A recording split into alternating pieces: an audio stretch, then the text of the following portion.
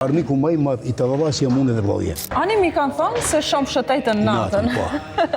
Është një nga këngët më të preferuara të mia, sidomos një veçantë, këto këngë vetëm a kapella dua ti dëgjoj. Po. Me instrument mendoj se prishen. Prishen. Ku ka dy zëra, nëse futet një instrument, e prish muzikën. Shumë bukur thuaj. Kënga more mi kanë thënë se shëtetën natë është një këngë e Pollokut. Këndohet në fushë, këndohet edhe në Marsi. Për shembull Marsi pak më ndryshe, fusha e këndon më ndryshe, mirë po çajo është, çajo melodia. Tash unë dhe vllau kur e këndojmë ne mundohemi ta këndojmë si e këndojmë ne nga Shari. Këtu në fushë këndohet, po ne këndojmë edhe kështu, mendoj si në Pollok, edhe si në Marsi, domethënë kjo është pra te thash unë se kemi pasuri të jashtëzakonshme të Milosit. Mirë po, më vjen shumë keq se shumë pak punohet.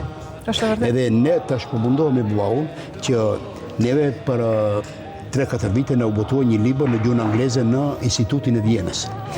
20 vjet në ka ndjek neve Instituti i Vjenës, nëpërmjet një profesori etnomuzikolog, edhe kështu që ato botuan libër. Ne jemi krenar që jemi të parët rapsot nga gjithë trohet shqiptare, se ka filluar instituti prej 300 vete këndej, në botuar libër neve.